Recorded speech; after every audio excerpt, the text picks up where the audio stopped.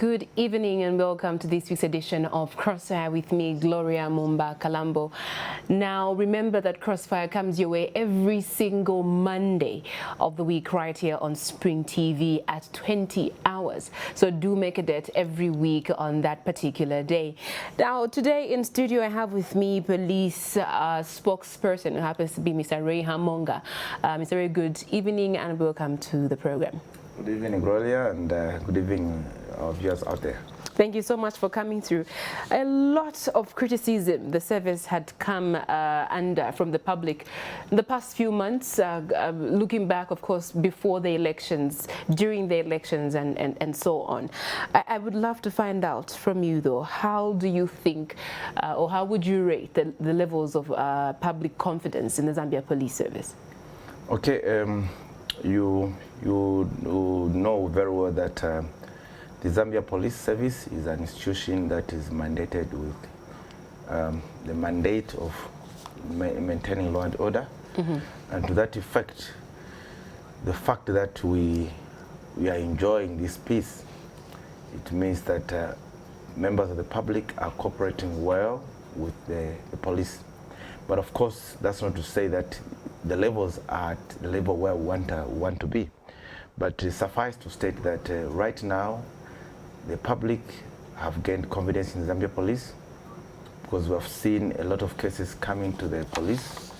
You know that our success in the fight against crime depends mostly on the members of the public giving us information that helps us in our investigations and which leads to successful apprehension and prosecution of the offenders.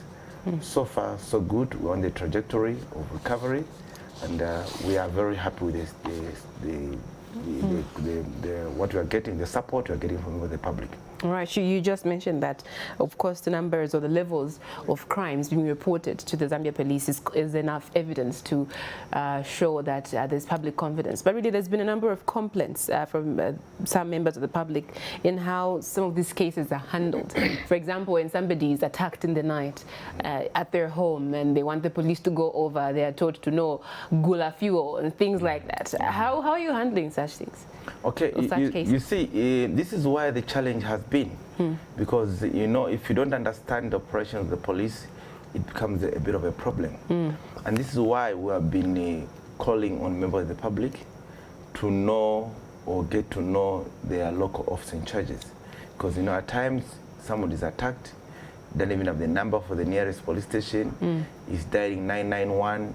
Unfortunately, the way 991 is configured, you find that when you dial 991, the number will go to Central Police. Maybe you're in Woodlands, and then you dial the number to go to Central Police. It means Central Police has to now again notify the respective station where the caller is calling from.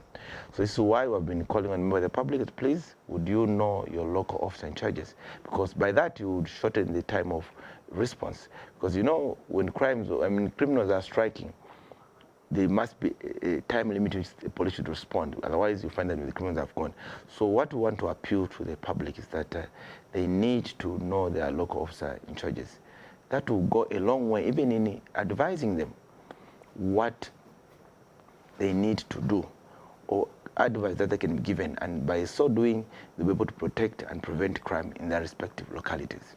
All right, just to add on that, my question then to follow up with that would be, what more are you doing? I know you just mentioned the essence of people knowing exactly who is in charge of their police stations or police posts and their nearest police posts. But generally, what is the service doing to ensure that people really do report these crimes, whatever happens, and they're confident enough to say, look, if I take this to the police, it will be handled quite well. What is the service doing about that?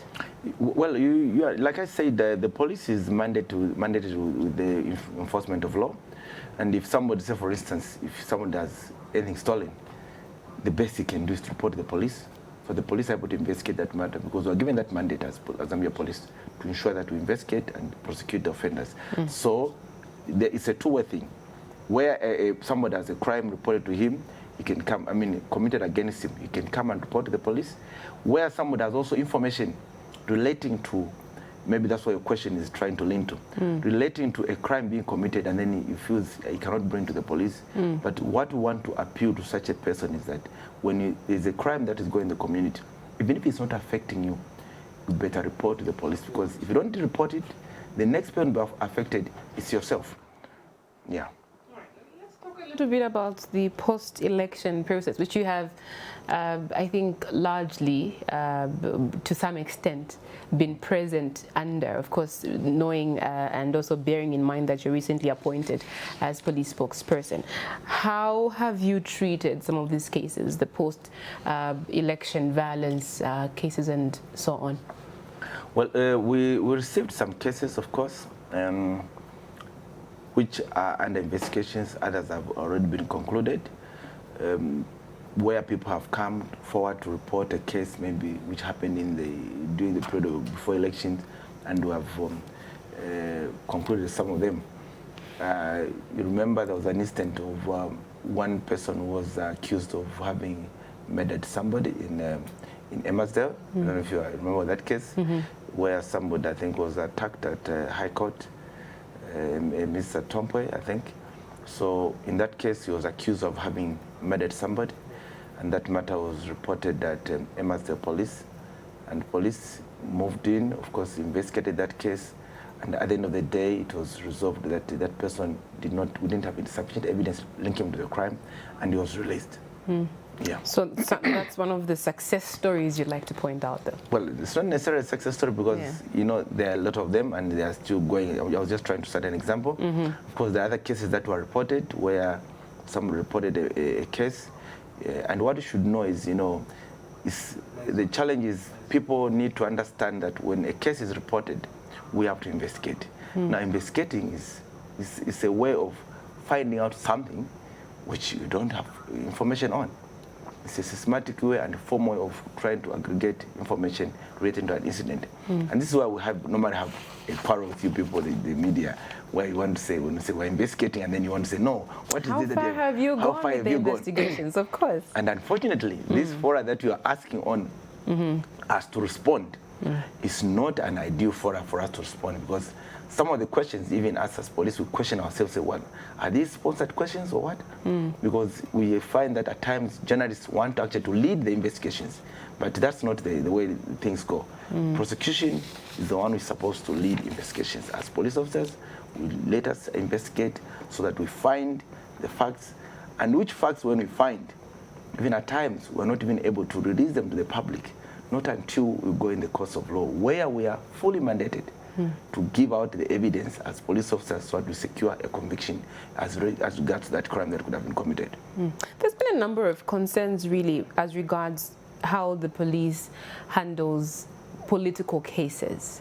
There's statements about political interference. Of course, in the previous administration, that was very common a statement.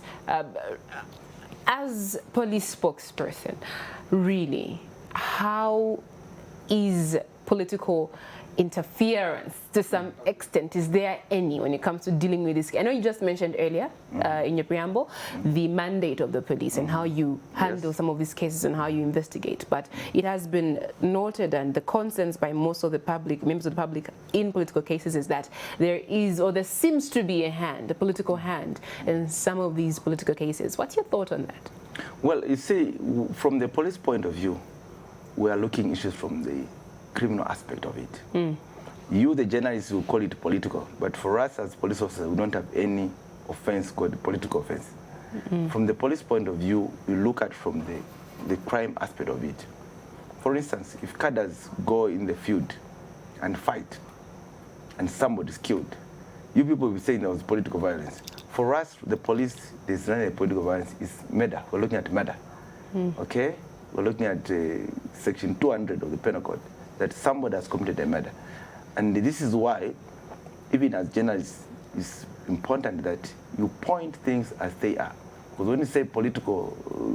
of course, it's cases or yeah, but, some sort of violence that involves political parties. Yes, so. Of course, when you say political, it's like, if somebody is arrested and then maybe it's from the opposition, you say this connotation is just being persecuted because it's from the opposition. But when you look at our charges as police, when we look at, we arrest such a person, we look at from the point of the law.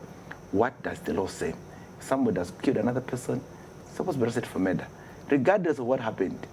And I'm sure I've seen that before, even where we have cases where even somebody maybe kills a brother or a sister or a husband kills a wife. The thing that comes out prominently is that he has been charged for murder. And this is why we should channel our effort to educate the masses that do not commit murder or do not commit these felonious crimes, because these crimes carry a very serious penalty. Yeah, so it's important that people actually understand this from that perspective, that they need not to commit crime and then expect to be not arrested because of their political affiliation or whatsoever. But maybe just adding to your question, right now we have seen that there's a lot of political will, and the president has put it very clear that he wants to ensure that, or we as police, we ensure that there's total adherence to the rule of law. So right now, we better be on the right side of the coin, and that is being the Zambia police. Zambia police is there to ensure that there is total compliance of rule of law in this country. So the rules are actually written, and the laws are written for us. So it's each one of us. They're not even difficult to follow. We have to just look at them and be able to comply according to what the laws state in this country. I'm going to rephrase my question. I know you've answered part of it, or part of it, but my question is then, crimes that are committed by members of political parties. I know you've said that journalists usually come in and want to ask these questions in a type of way, but really, crimes that are committed by members of political parties, how easy is it for you to execute them when it comes to investigating them and also ensuring that the prosecution, as you mentioned earlier, is secured? How easy is it for you in such situations? Each and every crime that is committed has to have evidence. Okay, so what is just difficult is to aggregate the evidence. Once evidence has been adduced and is available, that's why we talk about investigation. So when we're doing investigations, we're looking for evidence linking such a person to that crime. So once evidence has been adduced, then it becomes very easy for us to prosecute. But where evidence is not adduced, it becomes a bit of a problem, because if you even look at the definition of evidence itself, it says all legal means exclusive of mere arguments that tend to prove or disprove any matter of fact that is subjected or submitted for judicial investigation. So because of that, that's why maybe the challenge comes in, where we have not enough evidence linking such a person to a crime. That's why it can become a bit of a problem. But otherwise, any person, as long as has committed a crime and we have enough evidence, we're able to take that matter to court. All right. You're watching Crossfire right here on S24. My name is Gloria Mumba-Kalambo, and of course in studio tonight I am speaking to Mr. Ray HAMOONGA, who happens to be Zambia Police spokesperson. We're discussing a number of things, among them public confidence. And of course, if you have any questions and contributions, feel free to drop them in our comment section right on our Facebook pages and any other social media platform that directly links us or links you to Spring 24 TV. Right now, we take a short snippet of a break. On the other side, the conversation continues. Keep watching.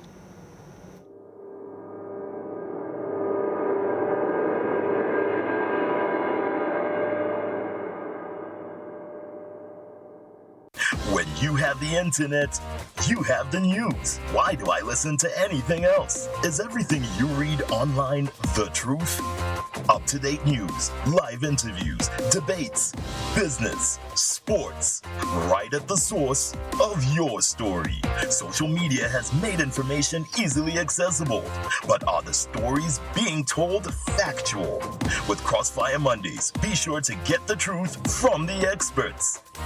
Business and technology start us off on Tuesdays. This looks at not only established institutions, but the ones beginning and also the ones seeking redemption, local entertainment, cuisine, and arts. It's the Zambian culture and stories presented to the world like nothing we've seen before.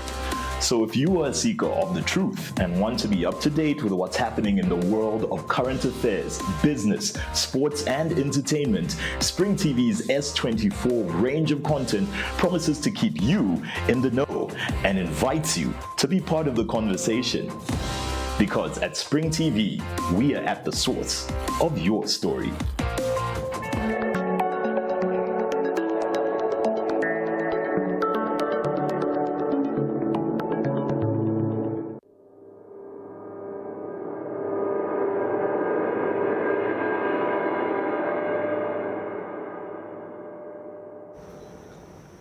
Welcome back. This is Crossfire with me, Gloria Mumbakalambo.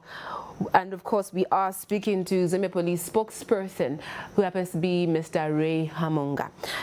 Earlier, we discussed a number of things, and among them being, of course, public confidence, what some of us love to call political cases. I know he's very, he's very skeptical about using that term. He's saying there's no political cases when it comes to the police. They're all crime, and it's all crime and whatnot. So, Mr. HAMOONGA, please, welcome back to the program. So now, let's speak a little about, I know we did touch a bit of it earlier before we took a break, but let's talk about cadreism.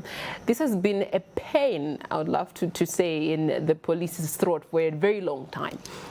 How is it now under the new Dawn administration, time, of course, post-election period? How have you handled this particular situation? Of course, we know that the head of state did mention very sternly that he would not tolerate any form of cadreism, either from his members or any other political party members, that is. Yes, of course.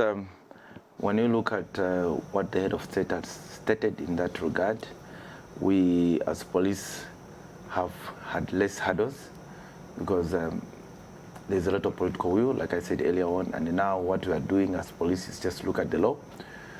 We look at what has somebody committed. If somebody is committing a crime, we arrest such a person and take them to court. And I'm sure you can attest to that, even the levels of indiscipline, or maybe people committing crimes in these especially markets and bus stations, have really scaled down. And we just want to appeal to the public that they can continue reporting, because at times, members of the public, maybe they had lost hope, but now there's this assurance that has been given that if somebody commits a crime in the market, somebody's trying to collect levy, let them report to the police, and then the police will move in.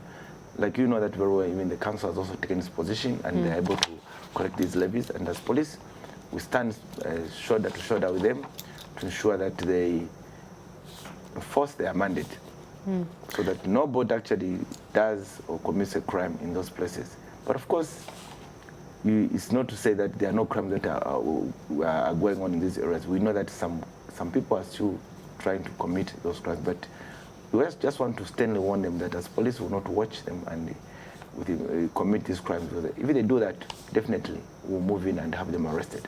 All right. I like that you mentioned bus stations and markets, very two sensitive areas when it comes to cadres and misconduct and misbehaviors, generally, to say the least. Have you had any cases reported to the police as in this regard, and how far have you gone, if any, if you can point at any cases really that you have dealt with as when it comes to markets and bus stations and cadres? Well, from the initial aspect, if you remember how this thing all started, the moment the head of state made that pronouncement, we just saw people scaling away or running away from these places where they're supposed to be, or where they used to operate from. And we saw that actually there was a bit of resistance here and there, but as police was moving in, and when they saw that actually the head of state meant business, we saw it that people just moved away from these places, and then the respective institutions like the council, which are supposed to collect levies, moved in and said they're collecting these levies. Of course, not to say that, like I said, there are other crimes that could be going on in the market, but so far, so good. The police is ensuring or helping the institutions that are in these areas to ensure that they carry out their mandate without any disturbance from unauthorized persons. In that regard, what measures have you put in place to ensure that this is actually or remains the same? As you've put it, there's been less cases in that after the political will that the president showed. What measures have you put in place? What we're doing is these respects institutions, like for the council, if they're going to do an operation and they have challenges, definitely as police, we have put officers that are on standby to ensure that they support them.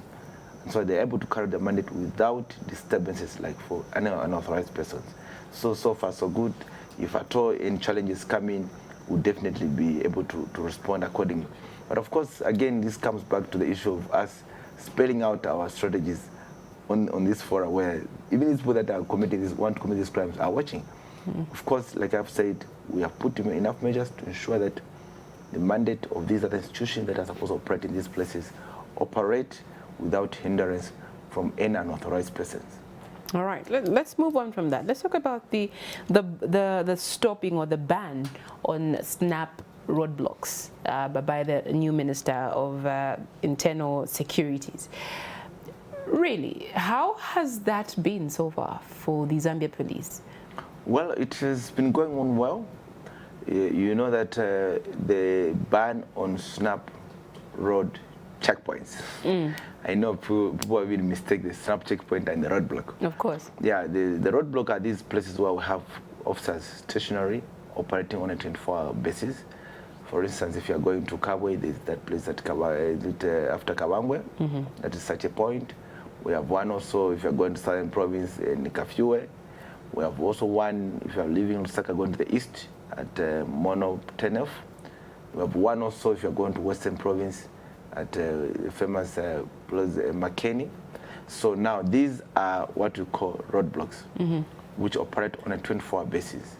And there we can rest assure you that with the minister's directive, you're going to find a traffic officer operating at that particular point. Meaning if you come there with your motor vehicle, which is has no road tax, no fitness, or no insurance, or any defect, definitely a traffic officer will pounce on you and ensure that you comply according to the law. So these are basically linking towns, right? No. The idea is, you see, people want to go out of town, you need to be checked. They're actually security checkpoints. Because if you don't have such points, if a vehicle is stolen from here, someone will just drive it all the way to Kowabelt. If somebody wants to go to steal a vehicle, go to Western Province, you just drive out of the city without any hurdles. So that's why these points have been put to ensure that we check the motor vehicles that are coming in and going out of these places, so that we're able to scrutinize these vehicles. In case it's a stolen motor vehicle, we're able to stop it at this particular point. So that is that about the roadblocks. Yeah, roadblocks. Now, coming to the issue of snap checkpoints, of course, like we said, the minister gave a directive that they're not going to be held in the central business areas. So our officers, what they're doing now, they'll be using motorized patrols, moving around, not stationary, like it was before. So moving around so that they're able to ensure that there is compliance by motorists. But then we had a challenge where people mistook that for what is called traffic management. Now, traffic management is the issue or the management that we conduct as police officers. Our traffic officers conduct like in the morning when there's a high peak of traffic. Motor vehicles need to be regulated. Otherwise, if you leave motorists just to move on their own, there will just be a traffic jam and nobody's going to move.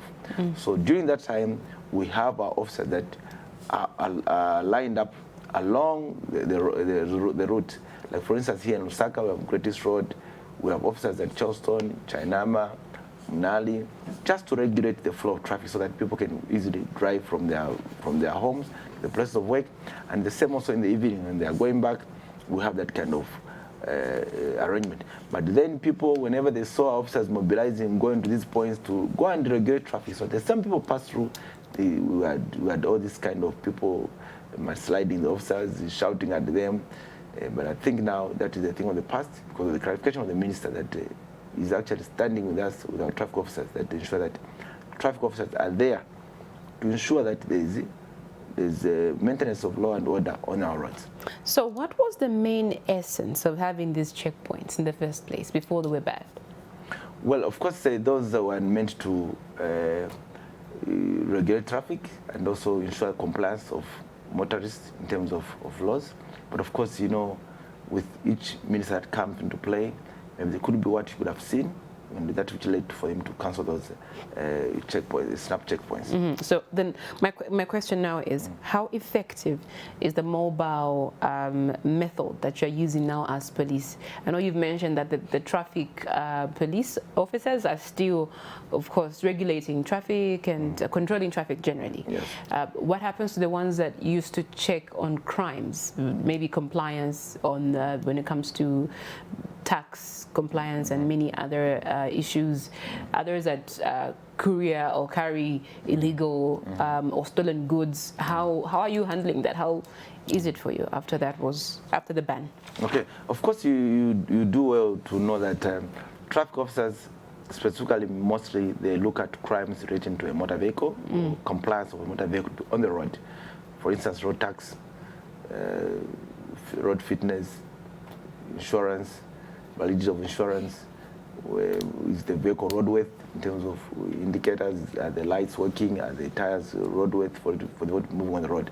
Apart from that, we have our own police officers, the CID section, who will move incognito to check on crimes that will be committed on our roads. So the two work hand in hand to ensure that there is, in as much as our traffic officers concentrate much on the aspect of looking at the motor vehicles to see whether the motor vehicle is roadworthy and is in compliance with the issues of, like I said, the issues of road tax and the fitness and the likes.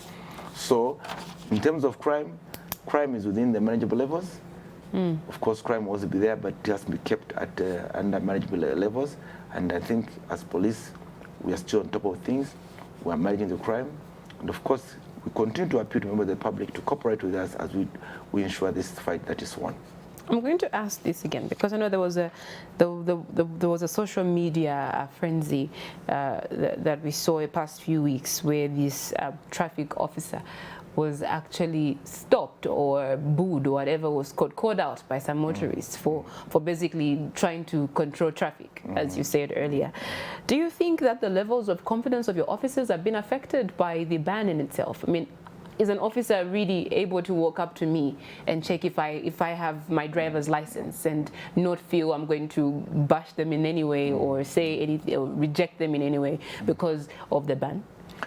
Definitely, if you, like I said, if you read the statement of the minister, he came out very strongly, saying that the levels of lawlessness that are obtaining on the road, they are very unfortunate, and that traffic officers, even though there is this ban of snap checkpoints, they still have the mandate of ensuring that motorists comply to the rules relating to motor vehicles plying on the roads. So our officers, they still have that mandate, but except they cannot conduct snap checkpoints. So for instance, if they are on the road and they see a motor vehicle coming, which is unroadworthy, they still have those powers to ensure that they're able to apprehend that person and take them to the police. Very interesting. Of course, as we come to the end of this particular conversation, let's talk a little about one of the most interesting trends that we've seen, which happens to be gender-based violence. We've seen some sort of a swap where now women also committing these crimes and harming their spouses in that regard. How are these levels being reported to the police and how you're handling them? Okay, we in the last quarter, just this third quarter, we saw a reduction of about 12.5% in terms of cases that were reported to the police, and that is well encouraging. Instead that we had seen where people have been coming to the police to report, but when compared to this third quarter, which ended in September, and compared to last year, we saw a reduction of these cases. So we want just to appeal to the public that please come forward and report these cases. Even if you're a man, if you're abused, please come and report, because these are cases whereby they end up, maybe we can reduce them by way of maybe cancelling the couples or even the person that are involved in these crimes. So where people come, other people, they might have a difficulty not to understand the situation, understand one another. When they come to the police, we cancel them because of specialized officers that are trained in these areas of counseling actually. So they'll be able to cancel them, and when they are cancelled, that actually shows or brings about the levels to go a bit down or maybe lower. Some men actually shy away from, you know, reporting GBV cases, or when this is against them, because they feel that some of your officers actually make fun of them being beaten by their wives. How informed are some of these officers when it comes to GBV? Are they aware that this is actually happening in these homes, and they know that they're not supposed to treat the males that come to the stations in any other way? Yeah, like I said, you know, our officers that are in the victim support unit, we call it VSU in short, victim support unit. They, like I said, they are well trained, they are counselors, and all what somebody needs to do is when he arrives at the police station, of course you find the front desk, what we call inquiries office. So when somebody gets to that point, all what he needs to say, please, may I be directed to the victim support unit. Immediately walks in there, in the then atmosphere. they disclose the case. Yeah, even the atmosphere there, it will tell such a person, because like I said, they are specialized officers that are trained to handle these cases, because we know that these cases, they can be so devastating to an individual. So we have these officers that are specifically trained to handle such a person, like if it's a child, the child is brought there, they'll sit with that child in a nice and cool environment, and they take time to interview that child, be able to adduce or maybe get out evidence from such a child. So these are officers that, like I said, they're specifically trained for this purpose. Just like I'm specifically trained to talk to you. Of course. Yes, of course, we have our operatives. Some officers, they are operatives. That's just the nature of work as well. So just like even here, you have camera and people who can handle cameras here, who are behind the scene, like now somebody's directing this program. So even us as police, we have those kind of officers. It's not that every police officer can handle a case that relates to VS, you know. There are specific officers that have been trained for that purpose to handle those cases. All right, let me take you back a little to the traffic department. How bad or how many, or just how have you not recorded any escalation when it comes to levels or numbers of traffic or road traffic accidents on the road in the past few months, in the last quarter, since you just released some of your reports recently? Not really. Of course, we did record some numbers, but the difference was not much compared to last year. I think if my memory serves me right, on the numbers of persons that died, there was an increase of about 102 compared to the other quarter. And of course, you do well note that we have a lot of volume of traffic now compared to what we had last year. So this time around, this year, we have a lot of vehicles. And of course, you know that there's a lot of construction that has been going on in terms of infrastructure. Even the roads now, there are many roads, and everybody's rushing now, trying to catch up with business. With the advent of COVID, you know, the people have been restricted to move. Now there's maybe this open window where people are able to move around. So even the flow of traffic has been a bit higher. So maybe that is what could have attributed to the levels have gone up. All right, thank you very much. Any last final remarks before we close the program? Well, our appeal to the general public is that as Zambia Police would like to earnestly appeal to the public that there is no issue of middle ground here. It's either you are with the police or you are against us. And what we are saying in short is, please cooperate with the police. We are here for the maintenance of law and order, nothing else. So if you're not helping the police, you're just simply saying that you do not want to have law and order. So don't wait until you are a victim of a crime for you to come and cooperate with the police, but we are requesting right now to join hands in the fight against crime. Mr. HAMOONGA, thank you so much for coming through, and of course wish you all the very best in your operations. Thank you very much for giving us this opportunity to interact with the public. All right. On that particular note, we come to the end of this week's edition of Crossfire. Thank you for watching, and of course, do join us again next week, same time, same place, with yet another interesting and, of course, very educative guest or guests that are going to be joining us next week. Keep watching Spring TV and stay glued. Good evening.